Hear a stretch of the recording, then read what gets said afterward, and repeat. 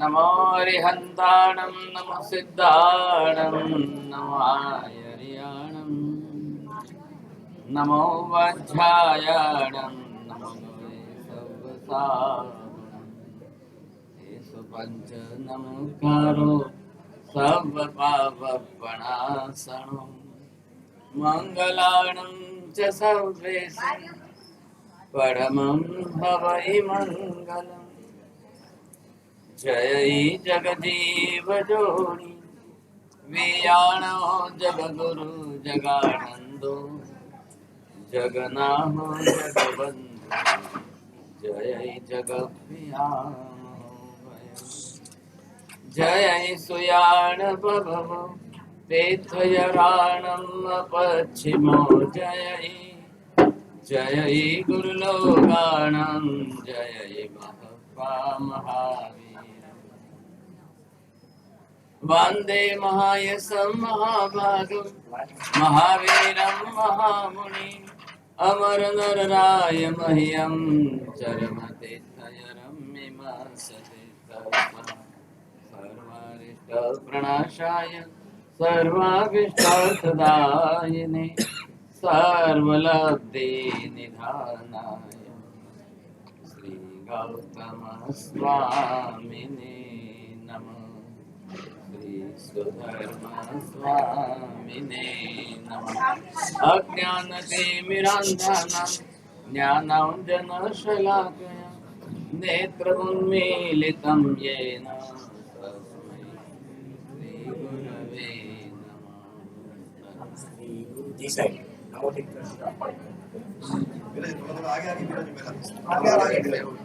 थाली की एक डिश भी ले ले तो पेट हो जाएगा बात भोजन तो अभी है नहीं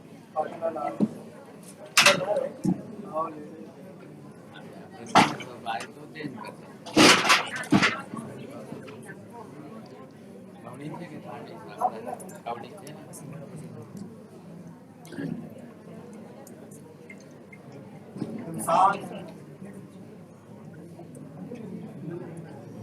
परमात्मा महावीर प्रभु की अंतिम देशना जिसका मुख्य रूप से उत्तरादेन सूत्र आगम शास्त्र में जो वर्णन जैसा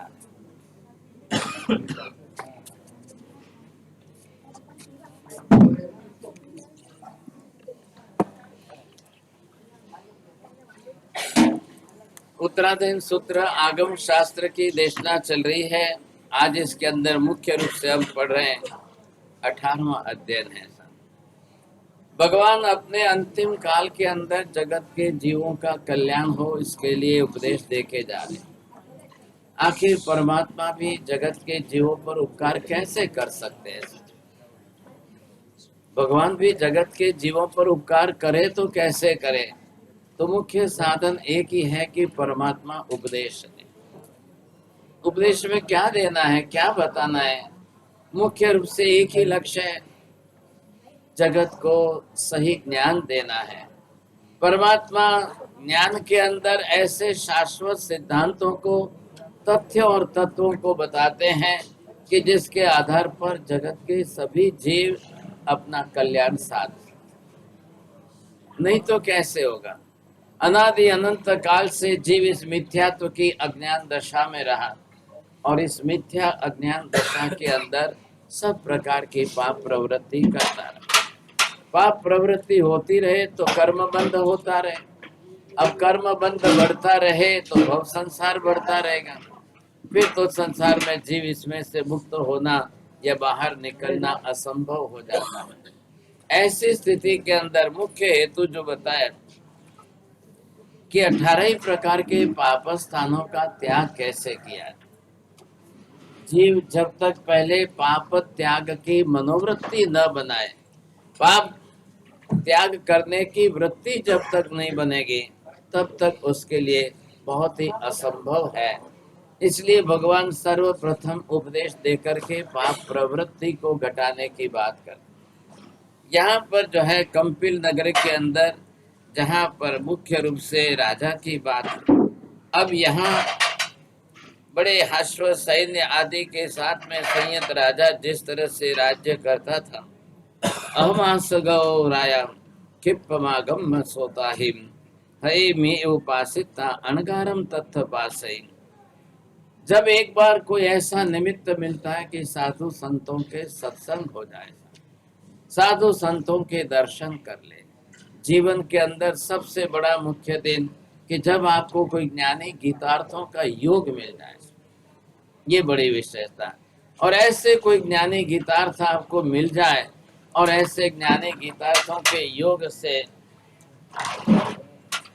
मुख्य रूप से किसी ज्ञानी के साथ में ज्ञान का योग बनना चाहिए, क्योंकि जीव सबसे ज्यादा कमजोर किस बात में रहता है? ज्ञान दशा प्राप्त करने में। और सबसे ज्यादा आसक्ति किस में रहती है? विषय भोग में, आहार निद्रा में, मैथुन परिग्रह में। अब ये सारी वृत्तियों के अंदर जैसे उसने अपनी सुख बुद्धि बना ली, अब उसमें से निवृत्त होना है।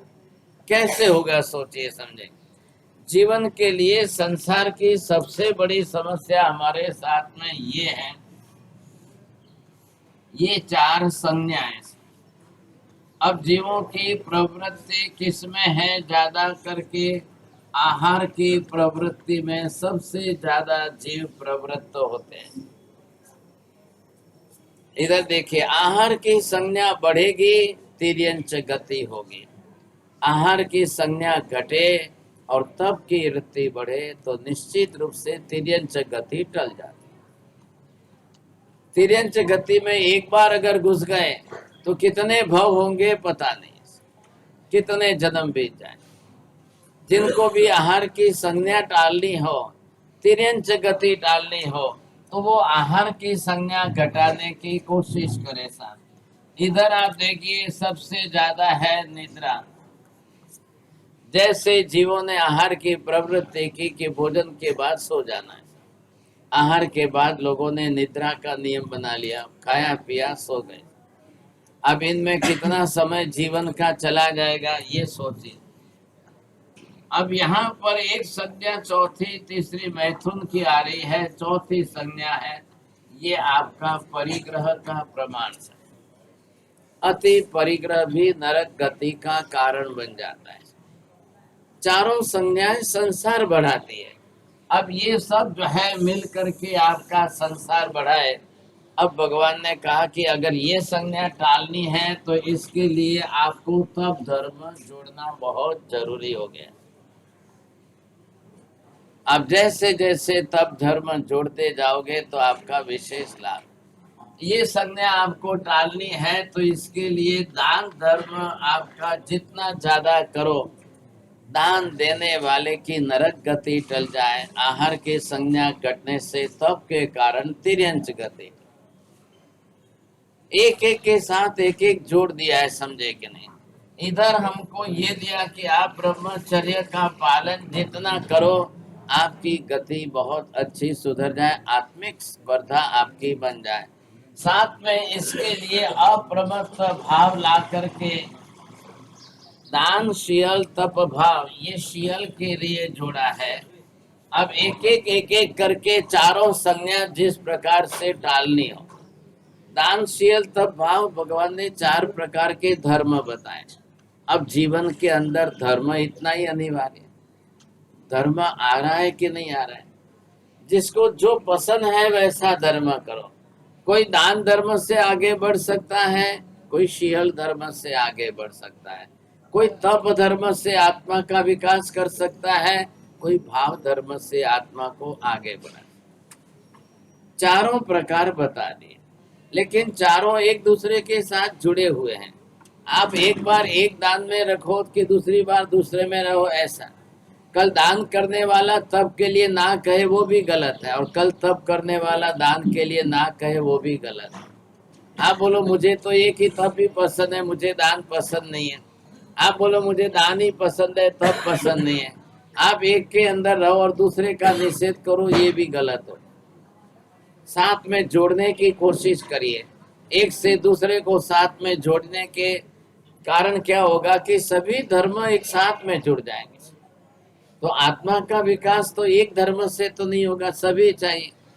और संसार है, अनंत जीव है, कल किसको इसमें से कौन सा धर्म कितना पसंद आता है या किस तरह से, सबसे ज्यादा रस की आसक्ति घटनी चाहिए। आसक्ति जो है वो किसी की भी हो, तो ये चारों संज्ञाएं आपकी घटती जाए तो नियमित इसका कर्म बंध घटेगा। और ये चार भाव संज्ञा बढ़ जाए तो किसी का पुण्य बढ़े, किसी की निद्रा बढ़े, दोनों लाभ होता जाएगा। ऐसी स्थिति में आसम विसज्ज इत्ताणम अनगारसोस्नियो विनयनम बंध ए पाए भगवान एथ में खमे। गुरु भगवंत को वंदना आदि करके मुख्य रूप से धर्म श्रवण करना, धर्म सीखना, समझना। भगवान महावीर की आत्मा भी एक दिन जंगल के अंदर नैसार के रूप में थी, और जंगल के अंदर एक दिन साधु संत का योग मिलने पर धर्म श्रवण किया, सीखा, समझा, सम्यक दर्शन प्राप्त हुआ, तब जाकर के 27वें भव में महावीर बन सका। कल भविष्य में जो भगवान बने उसका बीज तो पहले रोपण होना चाहिए, बिना बीज के वृक्ष भी नहीं बनता है, तो ये भी पहले उतना ही अनिवार्य है। अभव पथिवातुपम अभय दाया भवाहि अनिच्चे जीव लोकम में किम हिंसाएं बसचे। अब गुरु भगवंत उपदेश देते हैं, राजन सबसे पहले अगर आपको दुखी नहीं होना है, रोगी नहीं होना है, तो आपको हिंसा का त्याग करना है। जैन उसी का नाम है, सबसे पहले जीवन में से हिंसा का प्रमाण घटाए, और अहिंसा जीव रक्षा, प्राणी रक्षा की बात। क्यों, कारण क्या है, दुनिया में जितने अन्य धर्म समस्त जीवों में जीव नहीं मानते हैं, उतना जैन धर्म सूक्ष्म से सूक्ष्म और स्थूल से स्थूल सबके अंदर जीवत्व तो मानता है, और जीव की समानता मानना। जैसी मेरी आत्मा है वैसी संसार में सबकी आत्मा है। मैं अगर किसी आज एक शरीर के पर्याय में हूँ, दूसरे कोई उस अन्य पर्याय में, कोई अन्य पर्याय में, इस तरह से किरियम अकिरियम विनयम अन्नाणम च महामुने एहिम चौहिम ठाणे में अन्य किम पावस। संजय महात्मा जो है, राजन महामुनि संजय राजा को जिस तरह से उपदेश दे करके एक के बाद एक 18 ही पाप की निवृत्ति में धर्म बता रहे। कई बार लोग धर्म करते हुए पाप प्रवृत्ति अगर न छोड़े तो परिणाम क्या आवे। दोनों हेतु साथ में समझिए आप। एक तरफ पाप प्रवृत्ति भी छूटनी चाहिए, घटनी चाहिए, और दूसरी तरफ जीवन के अंदर धर्म बढ़ना चाहिए। तो यहाँ पर ये साथ में जुड़ा है। आप ये समझिए कि कैसे जीवन के अंदर कुछ लोग ऐसे होते हैं कि पाप प्रवृत्ति छोड़ नहीं पाते। अब वो पाप प्रवृत्ति भी साथ में रखते हैं और ये सोचते हैं थोड़ा बहुत धर्म भी हम प्लस में कर लेंगे। नंबर 2 के अंदर पाप प्रवृत्ति छोड़ने के बाद घटते घटते घटाते जाए और साथ में धर्म को बढ़ाते जाए। नंबर 3 पाप प्रवृत्ति घटती जाए लेकिन सामने धर्म भी अगर आपका घटता जाए तो क्या होगा। और कुछ वर्ग ऐसे हैं कि पाप प्रवृत्ति बढ़ाते जाएंगे लेकिन सामने धर्म घटाते जाएंगे। बोलो साहब, केसी जी बोलो, क्यों आपने पसंद है? पाप प्रवृत्ति घटाव नहीं, प्रवृत्ति उदाव नहीं। वाह, आपने क्यों पसंद है? अबे सबका नंबर किस में है? बोलने में तो सब होशियार है। दोनों में मुश्किल क्या हो जाएगा बख्शले? आपको लगता है पाप घटेगा धर्म बढ़ेगा तो कल्याण है, पर आज कितने लोग देखेंगे सुबह दर्शन पूजा कर लेंगे, वापसी धर्म पूरा हो गया, धर्म का काम पूरा हुआ। अब खुले मैदान में कहीं पर भी जाओ तो बाद में उनके जीवन में धर्म घटता हुआ दिखाई दे, वहां पर फिर वो धर्मिष्ठ है ऐसा नहीं लगता है। धर्म मात्र क्रिया प्रवृत्ति में नहीं, धर्म भी आपके अंतर परिणति में रहना चाहिए। धर्म अगर आपके जीवन में साथ में जुड़ा है तो वो आपके अंतर परिणति में रहना चाहिए। सोचिए, नहीं तो नुकसान हो जाएगा।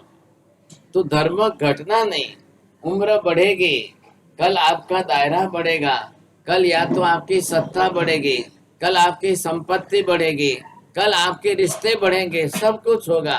धर्म का स्थान प्रधान रूप से जीवन में रहना चाहिए और पाप प्रवृत्ति साथ में घटती रहनी चाहिए। सब जया सबम परित्यज्य गंतव्यम अवसते अनिच्छे जीवलोकम में किम रज्यमि पसज्यसे। अब आप देखो कि आप तो राजा है, तो आपके घर में अंतपुर, रानियां और धन माल मिलकर संपत्ति, राज वैभव सब कुछ बहुत अच्छा, लेकिन इसके साथ में पहले ये भी देखो कि दोनों में से आपका आसक्ति और प्रमाण किस में घटता है। पहला क्या बोला है? पुण्य बढ़ेगा, पुण्य के साथ धन संपत्ति बढ़ेगी, आसक्ति घटनी चाहिए। ख्याल है? शालिभद्र के पास कितनी अमाप धन संपत्ति थी, लेकिन आसक्ति नहीं रही। ये फायदा हुआ। जब आसक्ति घट गई तो त्याग वृत्ति बढ़ गई। बोले साहब, दो में से क्या ज्यादा बढ़ना चाहिए? तप बढ़ना चाहिए कि त्याग बढ़ना चाहिए? हमारे जीवन में देखिए साहब, अगर तप के साथ त्याग नहीं बढ़ा या त्याग के साथ तप नहीं बढ़ा, दोनों तरफ नुकसान है। आपका तप बढ़ता जाए और तप के साथ त्याग बढ़ता जाए। तप थोड़ा सा तत्कालीन है, थोड़े समय के लिए। हमारे यहाँ तो रिवाज हो गया, प्रदूषण आवे जे तप करना, मोटी तपस्या कोई प्रदूषण आवे जे, और बाद में प्रदूषण बीत गए 12 महीने, अब क्या करना सब? पर्यूषण में पाप धोने का है, बाकी 352 दिन पाप करने की छूट है साहब। अब ये हमारी तकलीफ हो गई है। आप जब तक रोज पर्यूषण नहीं समझोगे, पाप प्रवृत्ति नहीं घटेगी, वहां तक तकलीफ। सोन तस् सोधम्मम अनगार अंतिये महया संवेग दिव्यो समावन्नो नराहेवो। गुरु महाराज के पास मुख्य रूप से धर्म श्रवण करने के बाद अब धर्म समझ लेना बहुत जरूरी होता है। अब धर्म श्रवण भी न हो और धर्म की श्रद्धा भी न बढ़े, दोनों में से अगर तकलीफ हो गई भाग्यशाली, तो आगे नहीं बढ़े। दोनों तरीके अपनाइए, श्रवण करना भी और श्रद्धा बढ़ाना भी, प्रवृत्ति करना भी है, वृत्ति सुधारना भी है। ये दोनों की आवश्यकता जीवन के अंदर अनिवार्य रूप से पड़ जाती है। अब ये कक्षा हमारी कैसे बने, इसकी बात यहाँ विशेष रूप से समझाई गई। तो ये सुनकर श्रवण करके संयत राजा अपनी तरफ से इक्खाग राय वसमो कुंतु नाम नराहिवो विखाय कित्ति भयम पत्तो गई मनुत्तरम। भगवान महावीर स्वामी भी जगत के जीवों को उपदेश देते हुए अपने से पूर्व पहले 16वें शांतिनाथ चक्रवर्ती हुए, पहले बाद में तीर्थंकर हुए। अब कह रहे हैं 70वें कुंतुनाथ भगवान देखिए, स्वयं पहले चक्रवर्ती बनते हैं और 6 खंड का राजपाट छोड़ करके अब दीक्षा लेकर के साधु जीवन में भी आते हैं साहब। तो ये विशेषता है कि एक व्यक्ति अपने लिए कितना बड़ा संसार बढ़ा दे, कितना बड़ा।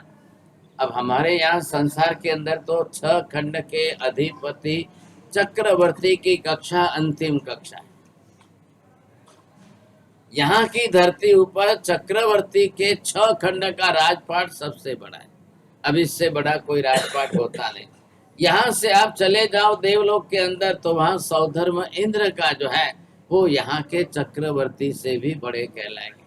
लेकिन एक बात समझिए, चक्रवर्ती हो या देवता हो या इंद्र हो, तीर्थंकर के चरणों में सभी आते। अब तीर्थंकर के पास तो कोई रिद्धि सिद्धि संपत्ति कुछ भी नहीं है साहब, धन माल मिलकर तो कुछ भी नहीं है। तीर्थंकर तो मात्र वितरागी, भगवान तो केवल ये चक्रवर्ती और इंद्र आदि सब समझते हैं। इनको सबको मालूम है कि किसी भी हालत में जो है हमारा भी यही स्वरूप है, लेकिन ये धन संपत्ति सारी विनाशक है। इसलिए चक्रवर्ती भी तीर्थंकर के चरणों में नतमस्तक होते हैं, बाकी दुनिया में और किसी के चरणों में नतमस्तक नहीं होते। देवलोक के अधिपति इंद्रादि भी आप देखेंगे एकमात्र तीर्थंकर के चरणों में नतमस्तक होते। परमात्मा के 5 कल्याणक मनाने के लिए इंद्रादि प्रयत्न करेंगे, बाकी दुनिया के और किसी के लिए नहीं था। आपने देखा है दुनिया में अन्य भी भगवान बहुत होते हैं, लेकिन किसी के 5 कल्याणक नहीं देखे। अन्य धर्मों के भगवान तो है ही है ना।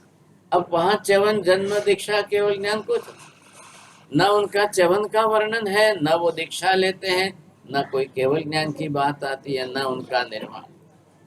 इसलिए हम यहाँ पर तीर्थंकर परमात्मा के पांचों कल्याणक से उनकी आराधना उपासना विशेष रूप से करते हैं। ये मुख्य बात आ गई।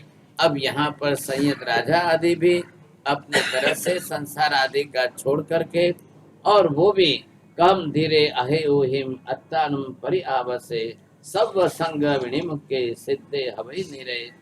सर्व संग का परित्याग करके जब आत्मा ने संयम का मार्ग स्वीकार लिया, अब वो आत्मलक्षी बन गए। जैन साधु का जीवन जो है वो आत्मलक्षी जीवन, इसलिए संयम की साधना भी आत्मलक्षी बनाई गई है।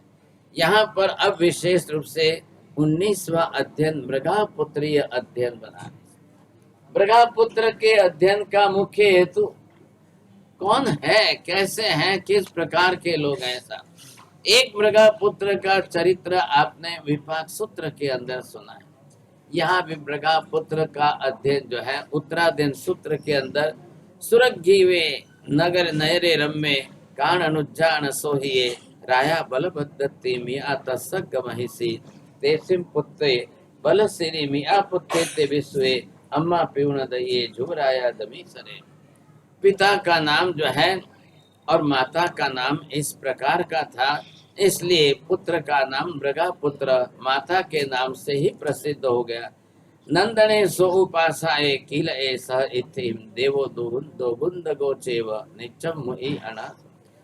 जीव जब देव गति से आता है और दैवी लक्षण लेकर आता, देखिए आपने भी कल्प सूत्र सुना है। अभी कल्प सूत्र के पहले ही व्याख्यान के अंदर ये बात आई, कैसे जो है जीव जब देव गति से आता है तो देवी लक्षण कौन से होते हैं, और वैसे प्रवृत्ति रहेगी तो निश्चित समझिए यहाँ से मरकर फिर वापस देव गति में जाने वाला। आपको पहले ये चारों लक्षण मालूम होने चाहिए। कल्प सूत्र फिर अगले साल सुनो तो लिख करके रखना। आपके घर भी बेटा आता है, जन्मता है, तो लक्षण से परख सकते हो हाँ साहब ये जीव किस गति से आया है और वापस किस गति में जाने के लक्षण वाला है। इमं शरीरम अनिच्चम असुई असुई संभवम असासया वासमीनम दुख केसान भायनम। शरीर नाशवंत है, आत्मा शाश्वत है। शरीर अशुचियों से भरा हुआ है, आत्मा शुचि भाव में पवित्र है। जहाँ किंपाक फलान परिणामो न सुंदरो एवं बुद्धान भोगान परिणामो न सुंदर। भगवान उपदेश में कह रहे हैं कि भाई किंपाक का फल it is similar like the tomato. एक टमाटर जैसा ऐसा आता है कि आपको दिखते ही तो एकदम लाल चटक दिखे और खाने में मीठा लगे तो लोग खाने लग जाए, लेकिन वो जंगली फल ऐसा होता है जहरीला कि खाने के बाद लोगों की मृत्यु होती है।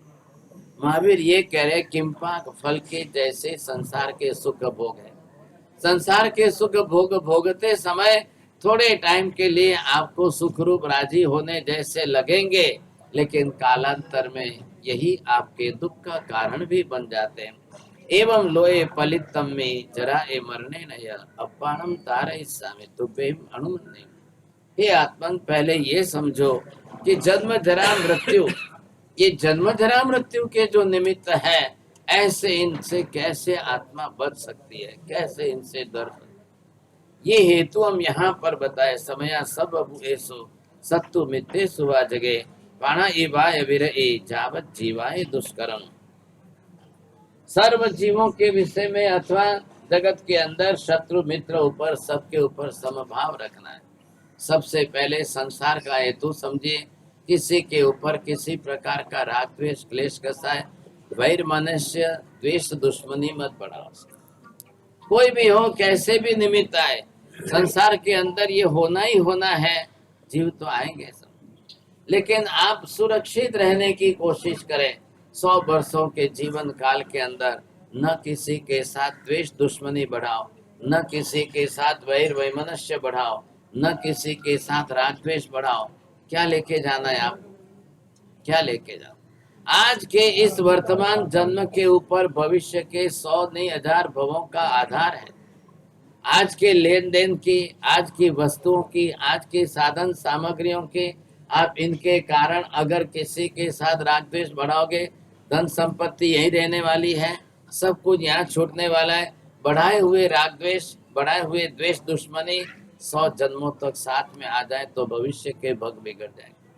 कल तिरंज गति में जाओगे, न तो धन संपत्ति है, न माल मिलकत है, न कोई गाड़ी बंगला है, लेकिन वह मनुष्य जब साथ में आ जाएगा तो एक बिल्ली कबूतर को देखते ही मारेगी, एक बिल्ली चूहे को देखते ही मारेगी। वह मनुष्य की वृत्ति, द्वेष दुश्मनी के भाव की वृत्ति उसमें आ गई। सुहो इयो तुमम पुत्तो सुकुमालो असुमत जियो नहु से बहु तुमम पत्ता सामान्य मनुपालिया। हे पुत्र, यहाँ पर सुख बुद्धि और दुख बुद्धि में जो वृत्ति बनाई है, इन दोनों के अंदर विचार करो। कब आपकी सुख बुद्धि और कब आपकी दुख बुद्धि किसमें? ये तो पदार्थों के संयोग है, ये लोगों के जीवों के निमित्त है। सबका साथ संयोग आपको कैसा मिलेगा और किस प्रकार का वियोग, इन निमित्तों से बचने के लिए आप प्रयत्न करें। जहाँ अग्नि सिंहादित्ता पाउम हो सुदुक्करम थ दुक्करम करे उजे तारुण्य समन तणम।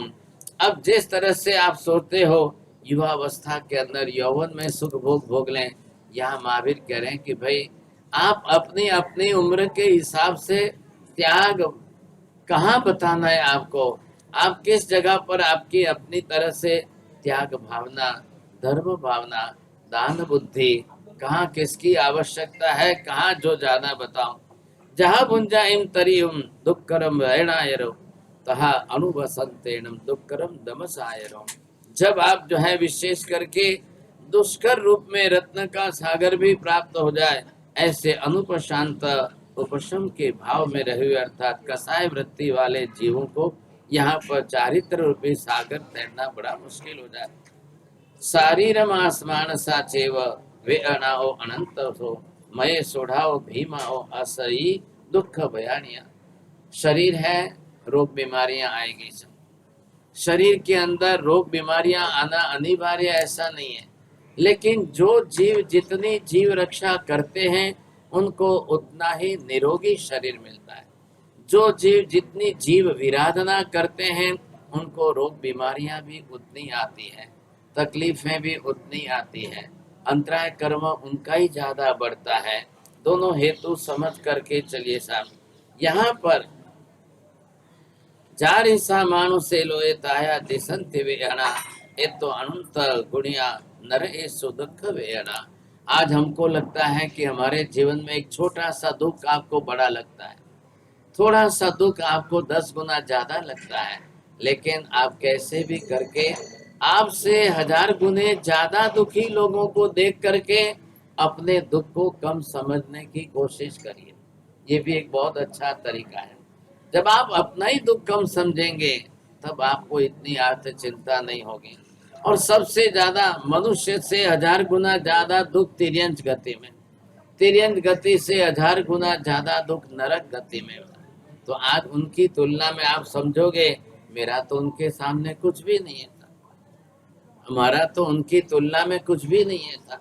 ये समझ करके चलिए। क्यों इतना दुख आता है जीवन में, क्यों इतनी रोग बीमारी आती है? कई लोगों को आप देखोगे जन्म से रोग बीमारियां, कोई माता के गर्भ से ही रोग बीमारियां साथ में लेकर आते हैं। कई लोगों की रोग बीमारियां मिटती हैं और कई लोगों की रोग बीमारियां आयुष्य भर जीवन भर चलती है। तो जितनी ज्यादा वेदना पीड़ा रोग बीमारियां है, समझ लेना हमने कहीं ना कहीं जीव विराधना इतनी ही ज्यादा प्रमाण में की, नहीं तो नहीं आएंगे। अगर आप निरोगी और स्वस्थ काया वाले हैं, उम्र के साथ कोई संबंध नहीं है, आप कितनी भी उम्र में रहिए साहब, फिर भी आप उस समय जो है निरोगी स्वस्थ काया वाले हैं। ये आपको प्रमाण पत्र है कि पिछले जन्म से ही आप जो है आपने किसी को ज्यादा तकलीफ नहीं दी होगी, आपने किसी को ज्यादा दुखी नहीं किया होगा, आपने जीवों को बहुत अच्छी तरह से संभाला होगा, सबकी आपने जहना और रक्षा ये दोनों हमने अच्छी तरह से की होगी। आज उसी का परिणाम है लेकिन वर्तमान काल के अंदर शरीर के छोटे से सुख के खातर आप दूसरे जीवों को दुखी करने की वृत्ति न रखें। अपसत्य हिम दारे हिम सब ओ बिही आसवो अजप ध्यान जोगे हिम पसत्त दमम आसासनम एवं नाणेन चरणेन दंसनेन तवेणय भावना ही अशुद्धा हिम सम्मम भावित्व अपयम। आप पहले ये समझिए, आखिर मेरी आत्मा के लिए कौन साधनीभूत निमित्त है। आपने क्या सबसे बड़ी गलती कहाँ की? हमने अगर अपनी आत्मा को पहचान लिया होता और ये समझ गए होते कि आत्मा की मेन प्रॉपर्टी क्या है, ये आत्मा के गुण है। अब यहाँ मुख्य गुण आपका ज्ञान है, तो इसके सामने ज्ञानाचार धर्म हो गया।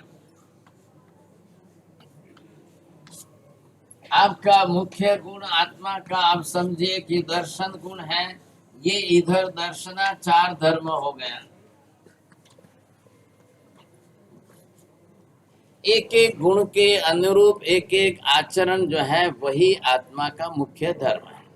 संप्रदाय किसमें बनते हैं? गच्छ और मत और पंथ किसमें बनते हैं? बाहर के व्यवहार के आचरण में। आत्मा धर्म में न कोई संप्रदाय आता है, न कोई मत और पंथ आता है। यहाँ ये हो गया चारित्र गुण आपका जो है, तो ये आपका चारित्राचार है। इधर आपका अनंत वीर्य गुण है, ये आपका जो है तपाचार मुख्य धर्म हो गया, जो आत्मा के मूलभूत गुण थे। अब करना क्या है कि ये आत्मा अपनी तरह से आत्मा में अनंत वीर्य है, तो ये इसका वीर्याचार का पालन करे। अब ये उसकी शक्ति का उपयोग करना है। आप किसमें शक्ति का उपयोग कर रहे हो? हम चलते कहाँ? इधर देखिए, ज्ञान गुण है, ज्ञानावर्णीय कर्म बांधने में प्रवृत्ति ज्यादा। दर्शन गुण है, दर्शनावर्णीय कर्म में हम उल्टे चल रहे हैं। चारित्र गुण को उल्टा करके मोहनीय कर्म में राग द्वेष क्लेश कसाय करके कर्म बांध रहे। आत्मा जिस गुण से विपरीत आचरण करेगी उसका कर्म निश्चित बनेगा। नियम ख्याल में रखिए आप, आत्मा अपने गुणों से विपरीत आचरण कर रही है। मैं दूसरों को गाली दे रहा हूं, मैं दूसरों को इंसल्ट कर रहा हूं, लेकिन दूसरों के नहीं, वो तो सहन कर लेंगे, लेकिन मैं तो कर्म बांधूंगा। जब आप यहाँ पर इस गुण को ढक देंगे, अब ये हो गया आपका मोहनीय कर्म। अब इधर से राग द्वेष करके गाली गलौज किए, यहाँ आकर के आपको नीच गोत्र कर्म में जाना पड़े। क्या फायदा हुआ? ऊपर से गोत्र कर्म आपने जो है उपार्जन कर लिया, नीच गोत्र कर्म में भव बढ़ा करके आपको दुखी होना। इसलिए यहाँ पर धर्म दिया है। अब पांचों आचार प्रधान धर्म हो गया। पर्युषण आए तो पांचों को एक साथ में करिए, खाली अकेली तपस्या ही करना ऐसा नहीं है।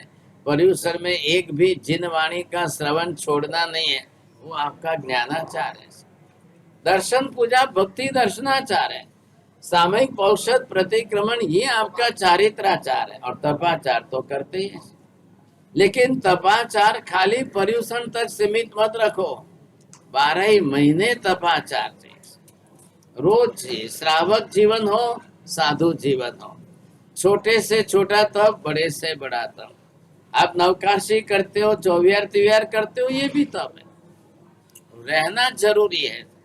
रोज जिनवाणी श्रवण करना ज्ञानाचार, रोज दर्शन पूजा भक्ति करना दर्शनाचार है, रोज सामायिक प्रतिगमन करना चारित्राचार है, रोज छोटा बड़ा तप करना तपाचार है, और रोज आत्मा अपने वीर्य शक्ति का उपयोग करते हुए बढ़े। तो ये धर्माचार हमारा प्रतिदिन का जोड़ा है। आप ये मत समझिए कि एक दिन हो गया उस दिन। महावीर साहब कह रहे हैं, जिस दिन करोगे उसी दिन, जिस दिन पाप करोगे उस दिन कर्म बंधेगा, जिस दिन आप कर्म क्षय करोगे उस दिन आपका कर्म क्षय होगा, जिस दिन आप धर्म करोगे आपका विशेष लाभ। तो ये हेतु अगर हम समझ जाए तो यहाँ पर मुख्य रूप से यही बात कही कि आत्मा अपने धर्म में रहे, आत्मा कहीं कर्म बंध में न रह जाए। वियाणिया दुख विवर्धनम धनम अवत्त बंधम च महभयानम वहम सुहावहम दम मधुरम अनुत्तरम धारेह निर्वाण गुणा वहम वहम। अब जिस तरह से आत्मा जो है अपने दुख का क्षय कर्म का क्षय दोनों ही निमित्त वो अपने धर्माचरण से मुख्य रूप से कर सकता है। ऐसा देख जो कितना हो गया? अच्छा देख 10 मिनट 10-15। अब यहाँ 20वां अध्ययन है महानिर्ग्रंथी अध्ययन। मुख्य रूप से आपने देखा कि साधु महाराज के लिए जो एक शब्द का प्रयोग किया है, यहाँ इस शब्द के अंदर मुख्य शब्द है निर्ग्रंथ। अब आपने ये शब्द सुना है और इसके साथ में ये शब्द है ग्रंथि। ग्रंथि का मतलब गांठ। अब साधु का जीवन ही ऐसा है, साधु को शरीर के साथ वस्त्र इस प्रकार के हैं, आपको वस्त्र सी करके नहीं पहनने हैं, वस्त्र जले हुए नहीं, जोड़ करके सांधना या सिलाई करके पहनने का निषेध कर दिया है। सिलाई करके पहनने की बात होती तो 1000 फैशन आ जाते। चले तो साधु हजारों वर्षों से आप देख रहे हो, आज लाखों वर्षों से एक ये कपड़ा लिया, खोल करके आपने ऐसे ही करके खभे पर डाल दिया, अब ये हजारों वर्षों का एक यूनिफॉर्म हो गया। आपको मात्र वेश दिखे तो भी हाथ जोड़ करके नतमस्तक हो सकते। आप हाईवे पर गाड़ी लेके जा रहे हो, रास्ते पर साधु महाराज को खाली यूनिफॉर्म से देखा है, अभी तक वेश से देखा है, न चेहरा देखा है, न पहचाना है, मोरा मारा जगह करना है, कोई मतलब नहीं। आपको सिर्फ वेश देख करके भी वंदन करना है। अब हजारों साल की एक परंपरा चली आज दिन तक। हमारे घरों में तो आप महिलाओं को देखिए, आज फैशन दूसरी तो कल दूसरी आएगी, परसों तीसरी आएगी। ये भी आप समझेंगे 5वें आर्य के कलयुग के भाव। भाई साहब भूल से भी ये हमारा उच्च गोत्र का जैनों का घर, रास्ता जो है स्त्री को अपना शरीर प्रदर्शन करने का लिए रास्ता नहीं होता है। ये गलती कभी मत करो आप। हमको यहाँ सुशील सन्नारी के रूप में रहना है, सज्जन सन्नारी के रूप में, कि जिसके प्रति सद्भाव जगे, किसी को देखते हुए भी आपके प्रति सद्भावना जगे, वैसा जीवन बनाइए। नहीं तो हम अपने ही शरीर से अपने धर्म की बाहर बेइज्जती करा देंगे तो और नुकसान होगा। महानिर्ग्रंथी है, जिसके शरीर पर वस्त्रों में गांठ नहीं है, पात्रों में गांठ नहीं है। दिगंबर समाज में निर्ग्रंथ शब्द ज्यादा प्रयोग करते हैं।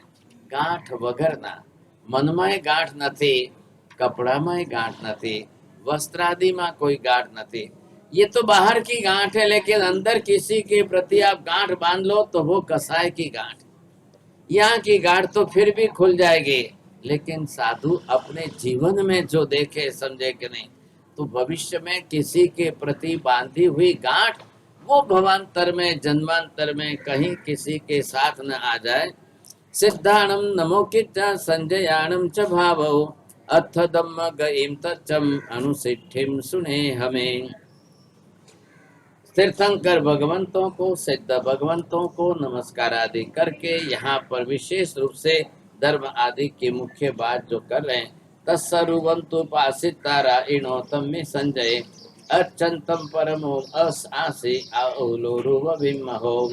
तो यहाँ पर सबसे पहले किससे विरक्त होना है? आपको पुद्गल के वर्ण गंध रस स्पर्श।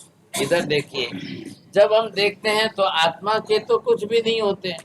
अब हमने जो जिस प्रकार का शरीर धारण किया, तो पहले आपको क्या समझना चाहिए कि ये जो शरीर है और इस शरीर के साथ में ये हमारी जो चेतन आत्मा है अंदर, आप पहले ये समझिए कि मैं आत्मा हूँ।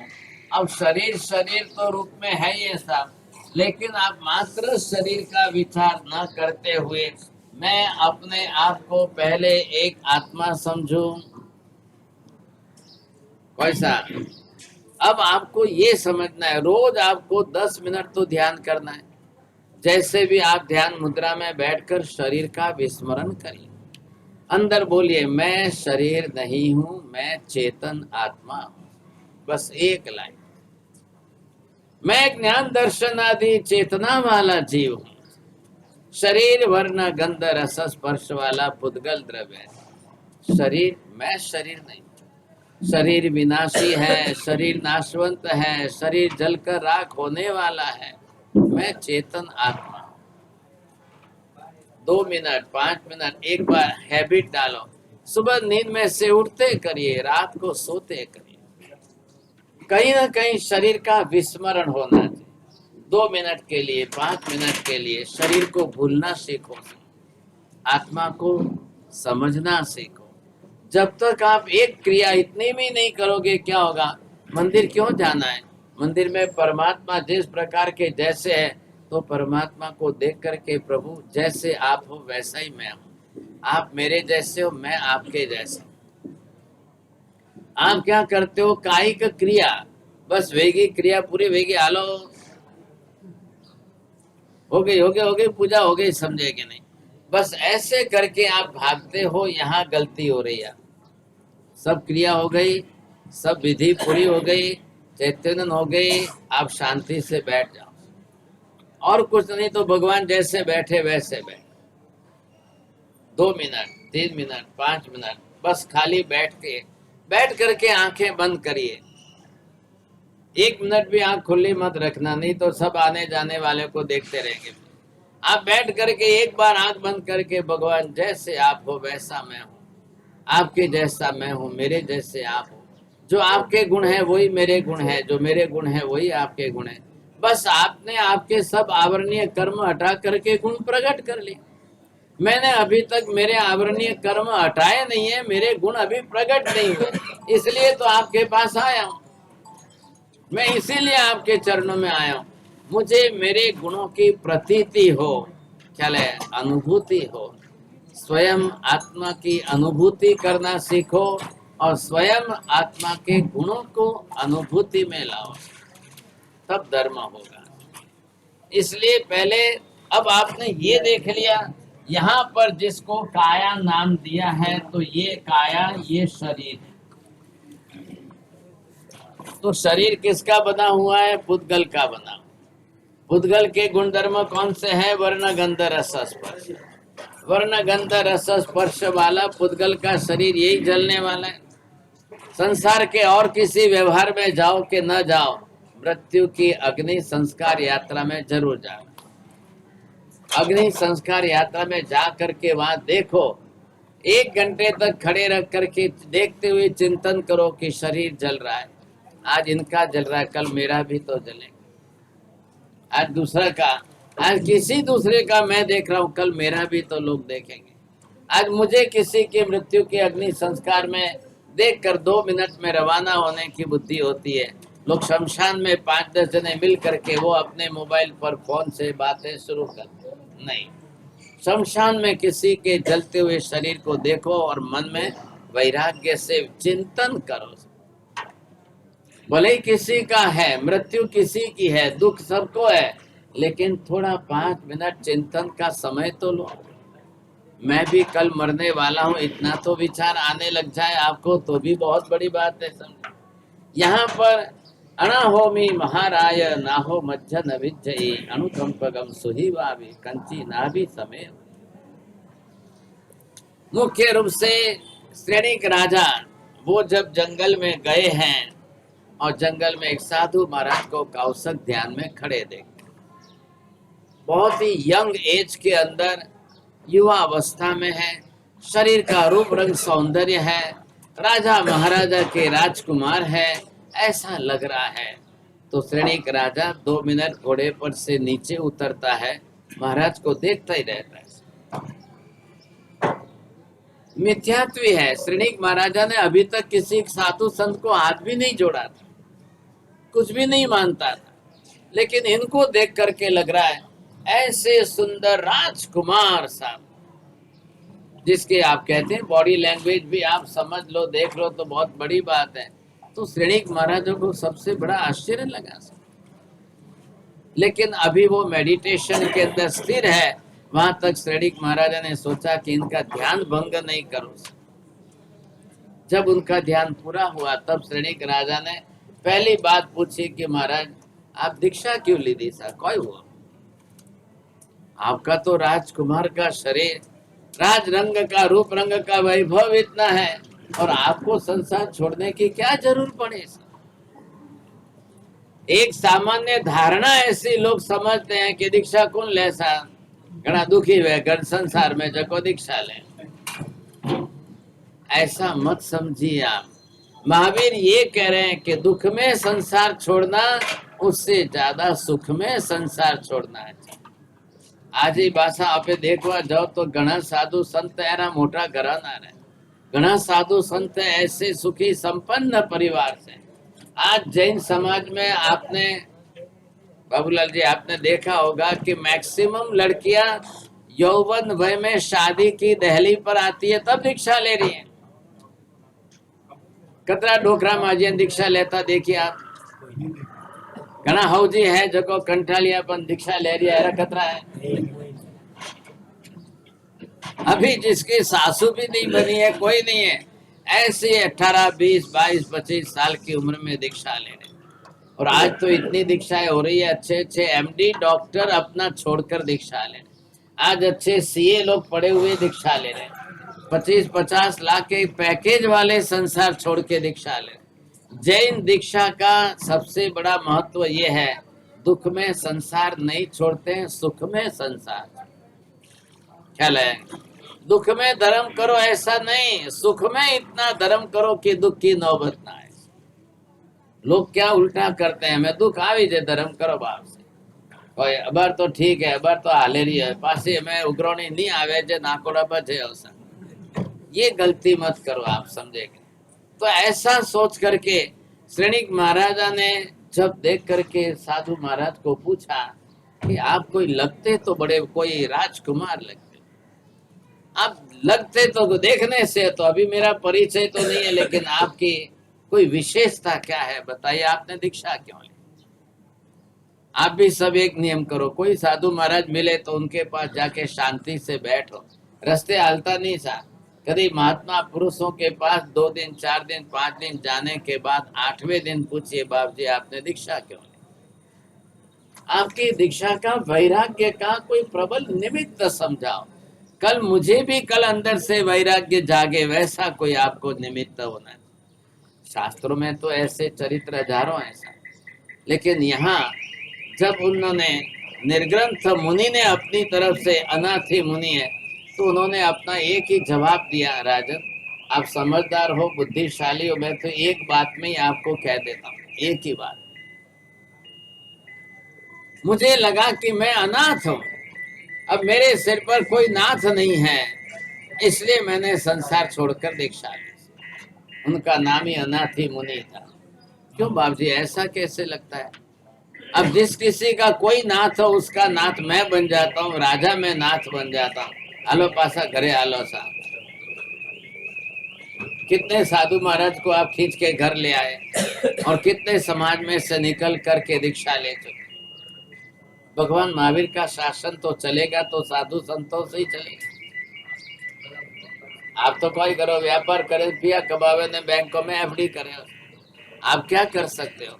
ये बात निश्चित है कि 5वें आर्य के अंत तक 21,000 बरस तक की साधु साधियों की परंपरा चलती रही। आपके घर तो आपका वंश चले या न भी चले, ख्याल है कि नहीं, लेकिन साधु संतों की परंपरा चलती रही। ऐसी स्थिति में यहाँ पर अनाथी मुनि ने जब ये शब्द गए तो ये बात जय श्रेणी के गले नहीं उतरी, तो उन्होंने पूछा राजन ये कैसे हुआ, ये कैसे संभव हुआ? तब उन्होंने कहा भाई मैं भी राजघराने का राजकुमार हूँ, राजा का बेटा हूँ, में राजकुमारियों के साथ शादी हुई, मेरा भी संसार बड़ा सुखी संबंध था, लेकिन शरीर की रोग बीमारियों ने ऐसा घेर लिया मुझे और लगा कि अब ये बीमारियां मेरा आयुष्य समाप्त कर देगी। मैंने अपना संकल्प किया कि मैं इस रोग बीमारी से बच जाऊं, तो मैं कल दीक्षा ले। कोई बोलो अस्थि मुझे कदी लेनी? अब आप ये विचार करो, कोई संकल्प तो करो जीवन में, ये निमित्त टल जाए मैं दीक्षा ले लूं, रोग बीमारी मेरी टल जाए दीक्षा लो। एक भाई साहब ने कहा कि महाराज साहब मेरी उम्र 40 बरस की है और मेरे को कैंसर हो गया, और डॉक्टर ने कैंसर मतलब कैंसल कह ही दिया है, अब बचने की कोई आशा ही नहीं है, कोई संभावना नहीं है। आप सोचिए, गुरु महाराज ने उनको सलाह दी कि તમે नक्की करो मारू आ कैंसर मटे तो दीक्षा ले। वैसे भी नहीं करते हैं, इतना भी लोगों से नहीं होता है। उन्होंने संकल्प किया और परिणाम देखिए आप, 8 महीने में उनका कैंसर बिल्कुल जड़ मूल से चला गया। अब डॉक्टर ने कहा you are totally free now, no germs at all, totally आप फ्री, अब खाओ पियो मजा करो। अब उनको उनके मित्रों ने याद दिलाया, भाई आपने तो प्रतिज्ञा की थी, अब आपको क्या करना चाहिए, तो कि बरोबर मुझे लेनी। आपने सोचो, आप 2 महीने में सब कुछ तैयारी करके उन्होंने दीक्षा ली। दीक्षा लेने के बाद और 40 बरस तक चारित्र पाला।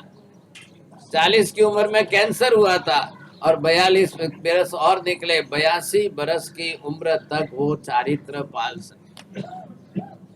अब सोच लो, अब जतराई कैंसर भाई ने कहो कि अब दीक्षा लेवारो नक्की करो,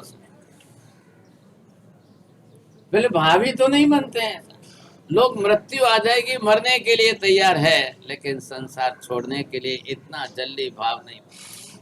फिर भी आपको आश्चर्य लगेगा, पूरी दुनिया के अंदर जैसी दीक्षाएं जैन शासन में होती है वैसी आपको बाहर देखने नहीं मिलेगी, देखने नहीं।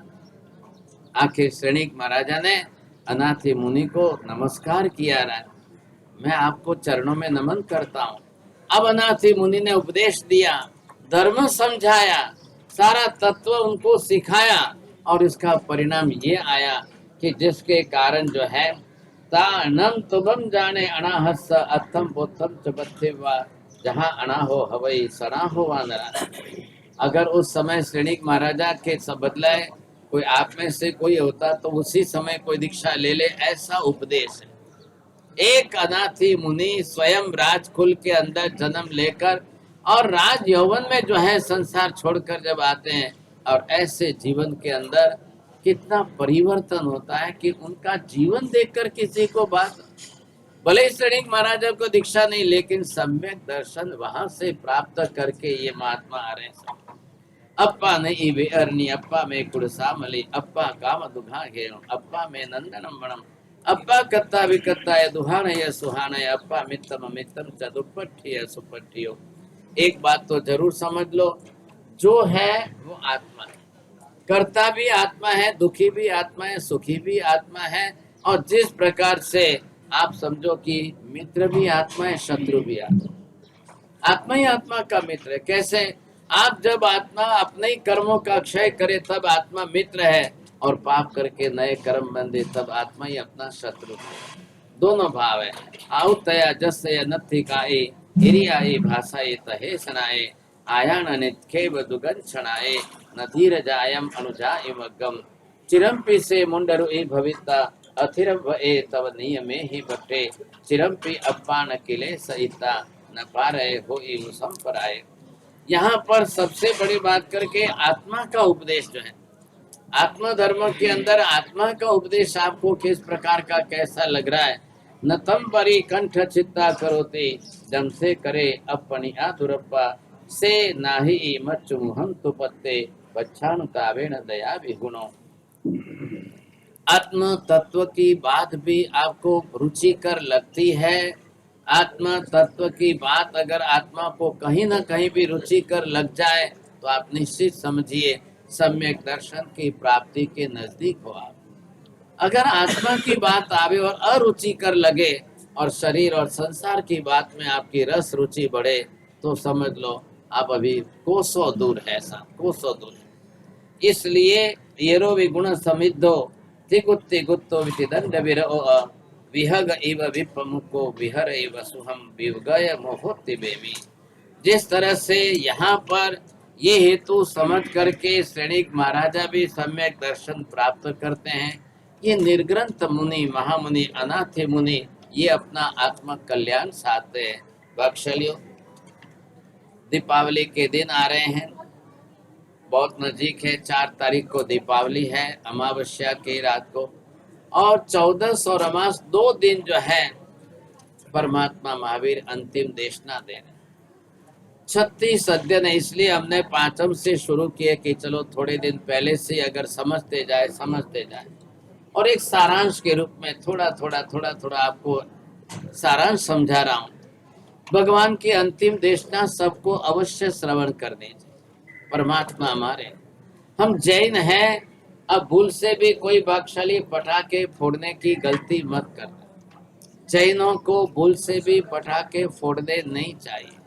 फिर आप बोलो कि बच्चा रोता है, ऐसा मत करो। अब आजकल तो आपके लैपटॉप में, कंप्यूटर में, मोबाइल में, सबके अंदर पटाखों की आपको बहुत कुछ आपको मनोरंजन कराया जा सकता है, तो आपको लाने की जरूर नहीं। नंबर 2, आजकल चाइना से सबसे खतरनाक पटाखे आ रहे हैं और उसके अंदर नाइट्रिक एसिड आदि ऐसे खतरनाक द्रव्य हैं कि जो वातावरण में घुले और उसके कारण कई लोगों की मृत्यु भी होती है। सल्फर के साथ में ऐसे ऐसे जो है केमिकल जोड़ करके दिए जाते हैं कि 2 मिनट आपको देखने के लिए लगते हैं, लेकिन सबसे खतरनाक जहरीले पॉइजन होते हैं। हम बेंगलोर में थे, बच्चे नहीं मान रहे थे, मम्मी ने ध्यान नहीं दिया, जाके पटाखे फोड़ रहे थे, सीधी आंख में आई, आंख चली गई। 8 बरस का छोटा सा बच्चा था और आंख चली गई। अब पूरी जिंदगी क्या करना भाई साहब।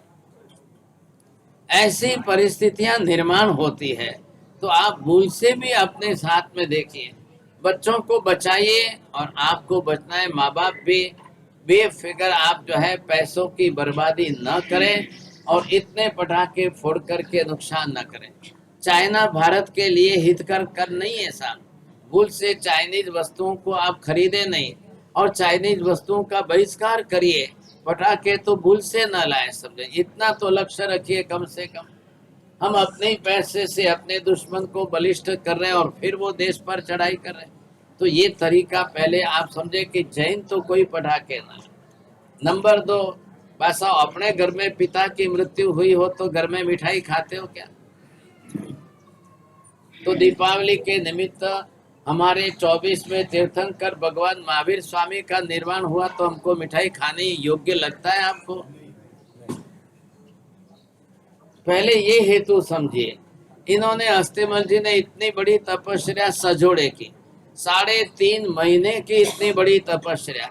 हमें आज हमने कोई जलेबी बीजी तो नहीं खवा रहा, तो क्यों पाप में पड़ो सा, क्यों ऐसा निमित्त बनो आप? ये कलर डाल के बनाएंगे, केमिकल कलर वाला भी कैंसर करता है आज की तारीख में। आपने कोई करनो तो अम्बिल रो स्वामी वात्सल राखो।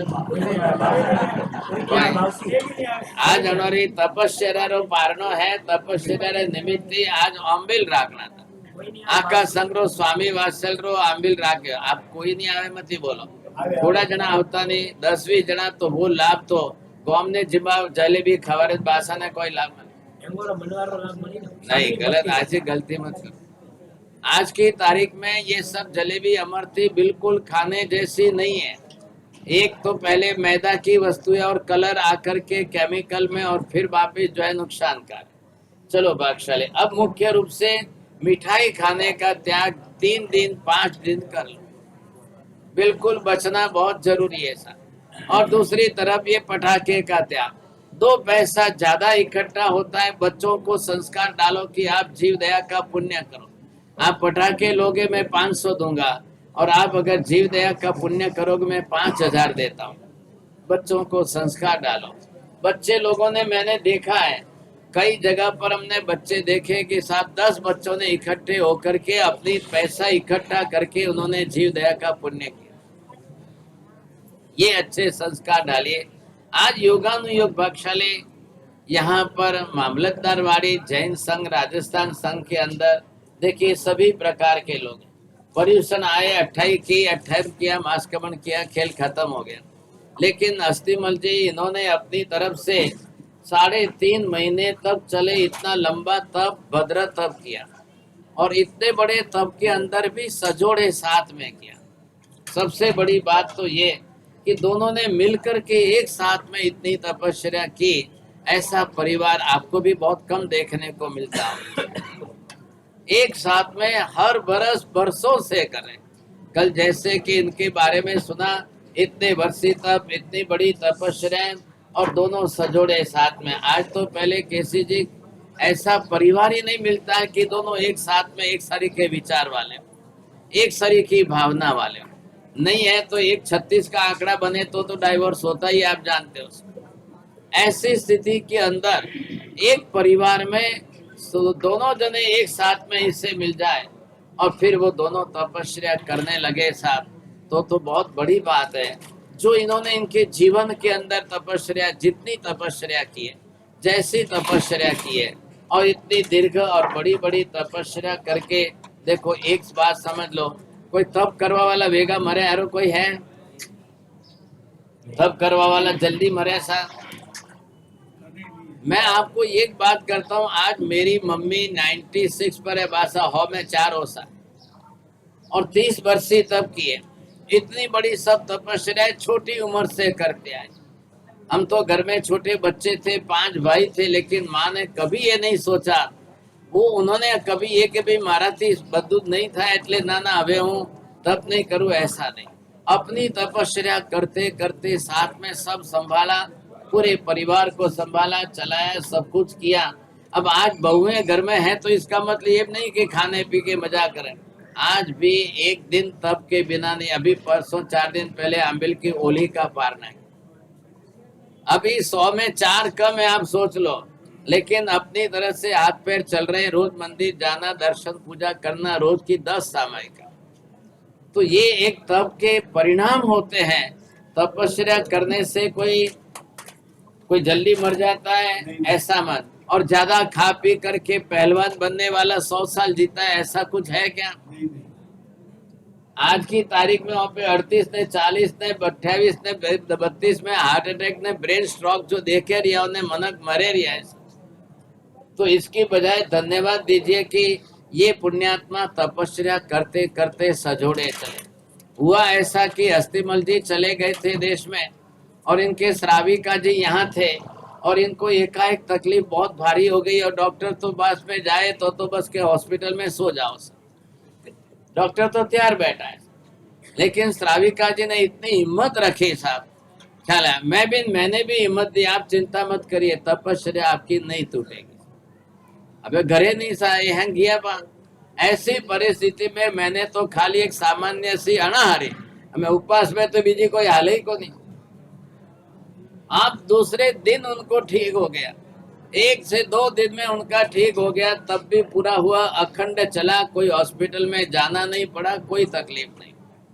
कई बार तब का भी प्रभाव होता है, और इतनी निष्ठा से कर रहे हैं साहब, इतनी निष्ठा पूर्वक करने से जिस तरह से आज इनके तप की ये पूर्णाहुति का प्रसंग सामने आया है, ख्याल है बहुत खुशी की बात है।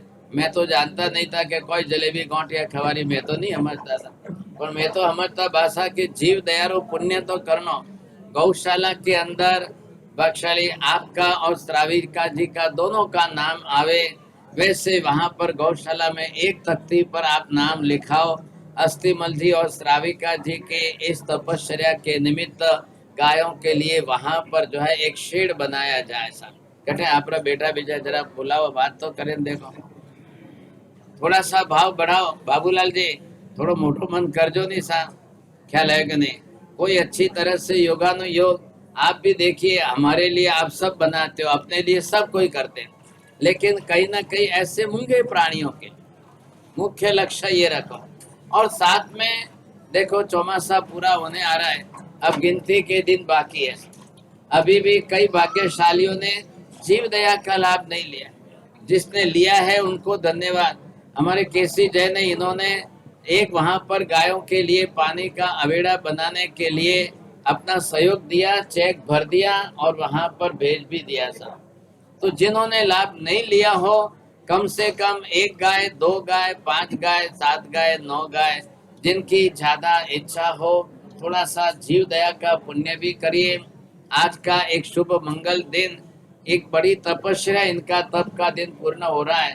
बख्शाली किसी की इच्छा हो कि 2 गाय, 3 गाय, 5 गाय, 1 गाय छुड़ाने का, सिर्फ 9,999 का नखरा है। कोई भाग्यशाली अपनी तरफ से जिनकी भावना हो तो आप बड़ा मन करिए, पसे कोई चांस नहीं बासा कार्तक पूनम बहुत ही तो मोरे विहार करना ख्याल है। अस्थिमल जी अपने परिवार के साथ विचार विमर्श कर ले, एक तब की स्मृति बनी रहे, तब के स्मरण में एक गायों के लिए गौशाला के शेड पर नाम लिखा हो तो बहुत अच्छा है, और बाकी सब लोगों के अंदर जिसकी जो भावना हो। आओ मिलक जी बोलो, देखो बस बोलो, एक गाय बे गाय करने, जिसकी जो भावना हो, आप गायों के लिए जीव दया का पुण्य उपार्जन करने में साथ सहयोग करो तो भी बहुत अच्छा निमित्त हो।